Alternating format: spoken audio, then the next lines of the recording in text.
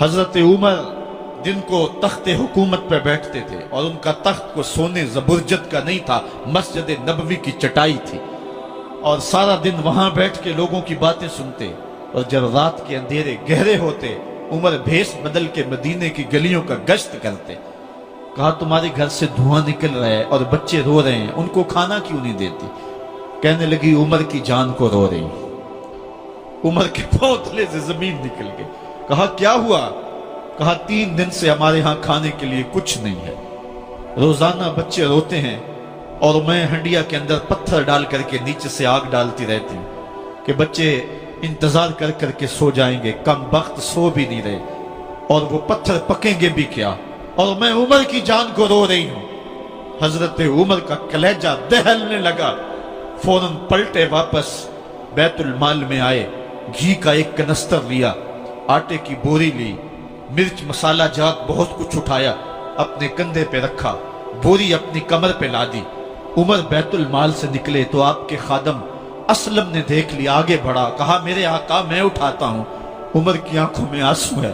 کہا اسلم قیامت کے دن میرا بوجھ اٹھا لو گے؟ کہا قیامت کے دن تو اپنا اپنا بوجھ اٹھانا پڑے گا۔ کہا عمر کو آج اپنا ہی اٹھانے دو۔ حضرت عمر وہ گھی کا کنستر اور وہ آٹے کی بوری سر پہ اٹھائے ہیں اور اس خاتون کے گھر جاتے ہیں اور دستک دیتے ہیں۔ وہ جب دیکھتی ہے اس کی جان میں جان آ جاتی ہے۔ کہا جلدی جلدی آٹا گوندو، اور عمر سبزی کاٹنے لگ جاتے ہیں۔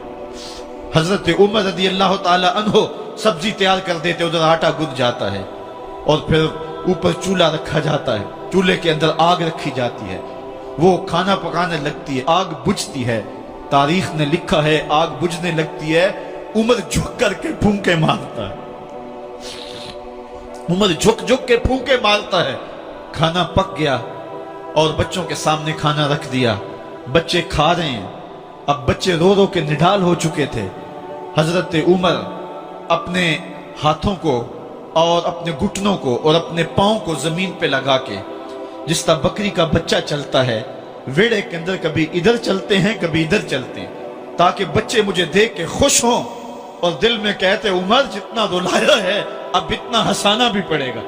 تو کبھی عمر امیر المومنین، یہ میں کسی آج کے جو ہے وہ لوگوں کے ووٹوں پہ منتخب ہونے والے حکمران کی کہانی نہیں سنا رہا، میں اس عمر کی کہانی سنا رہا ہوں جو 23 لاکھ مربع میل کا حکمران ہے، آدھی دنیا کا بادشاہ ہے۔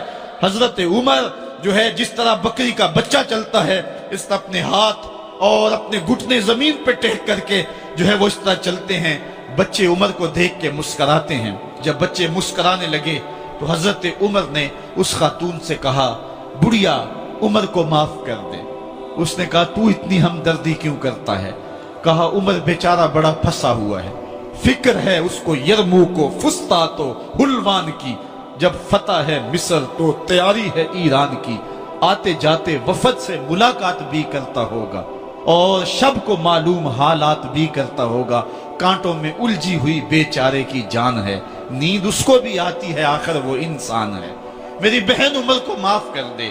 اس نے کہا نانا عمر کی بات میرے سامنے نہ کر، قیامت کا دن ہوگا، عمر کا گریبان ہوگا اور میرا ہاتھ ہوگا۔ جب اس نے یہ بات کہی تو عمر برداشت نہ کر سکے، بچوں کی طرح بلک بلک کے رونے لگے۔ کہا وہ بد نصیب عمر تیرے سامنے ہے، آج ہی کہلا جو کہنا ہے، قیامت کے دن مجھے معاف رکھنا۔ اس نے کہا تو عمر ہے؟ کہا بد نصیب عمر تیرے سامنے کھڑا ہوں۔ میرے عمر کہتے ہیں اگر دجلہ کے کنارے ایک بکری کا بچہ بھی پیاسا مر گیا، اس کا حساب بھی عمر سے لیا جائے گا۔ حضرت عمر نکلے یروشلم میں، ایک اونٹ ہے ایک غلام ہے، کبھی وہ سوار ہوتا ہے کبھی آپ باری مقرر کی ہے۔ جب قریب پہنچے یروشلم کے تو عمر کی باری نکیل پکڑنے کی اور غلام کی باری اوپر سوار ہونے کی آ گئی۔ غلام نے کہا آقا میں مرضی سے اپنی باری چھوڑتا ہوں، آپ آ جائیں، دشمنوں کے مفتوحہ علاقے میں آ رہے ہیں، تازہ تازہ علاقہ فتح ہوا ہے، اسلام کی شان و شوکت ظاہر ہو۔ عمر نے کہا اسلام کی شان و شوکت ایسے ظاہر نہیں ہوتی ہے، اپنی باری پہ تم بیٹھو گے، اپنی باری پہ میں بیٹھوں گا۔ لوگ منتظر کھڑے ہیں، دور سے جب دیکھا کہا اس کی ہیبت سے کانپتے تھے ہم، یہ تو کوئی حبشی لگتا ہے، رنگ کالا ہے، ہونٹ موٹے ہیں، اس سے تو زیادہ حسین اس کا غلام ہے جو آگے آگے چل رہا ہے۔ حضرت ابو عبیدہ نے کہا دھوکہ کھا رہے ہو، ہمارا آقا وہ نہیں ہے جو اونٹنی کے اوپر سوار ہے، ہمارا آقا وہ ہے جو لگام تھامے آگے آگے چل رہا ہے۔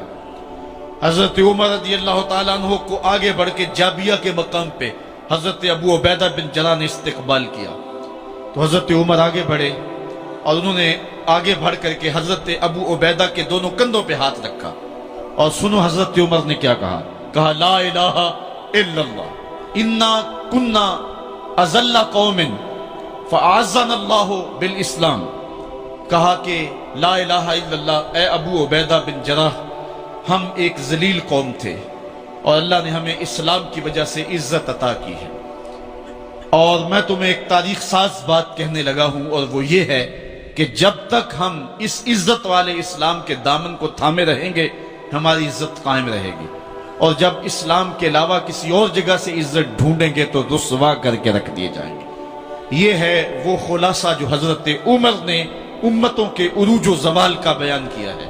اس امت کو جو خیرات ملی ہے تخت و تاج کی، وہ پینٹاگون سے نہیں ملی، وہ واشنگٹن سے نہیں ملی، وہ وائٹ ہاؤس سے نہیں ملی، وہ محمد عربی کے جوڑوں کا صدقہ ملی ہے۔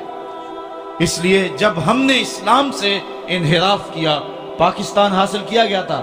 پاکستان کا مطلب کیا؟ لا الہ الا اللہ۔ ہم نے اس نعرے کو چھوڑ دیا ہوا ہے، ہم نے انحراف کر دیا ہے۔ آج ہماری نظریں مغرب کی طرف لگی ہے کہ تخت و تاج اس سے نصیب ہوتے ہیں، اور دنیا کے اوپر ہم رسوا ہو کے رہ گئے۔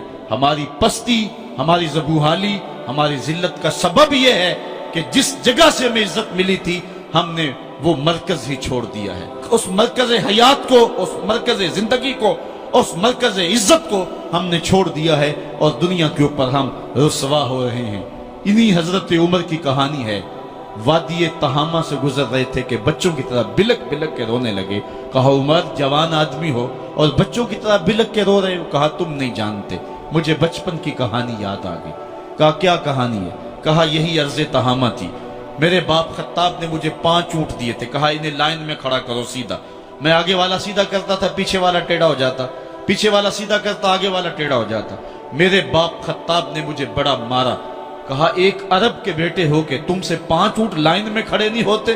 کہا ایک زمانہ عمر پہ وہ تھا کہ اس سے 5 اونٹ لائن میں کھڑے نہیں ہوتے تھے، اور آج شرق سے لے کر غرب تک 23 لاکھ مربع میل کی حکمرانی اور انسان بھی لائن میں کھڑے ہیں۔ یہ محمد عربی کے جوڑوں کا صدقہ نہیں ہے تو اور کیا ہے؟ عمر سے تو 5 اونٹ لائن میں کھڑے نہیں ہوتے تھے۔ تو یہ عزتیں، یہ تخت و تاج، یہ حکومتیں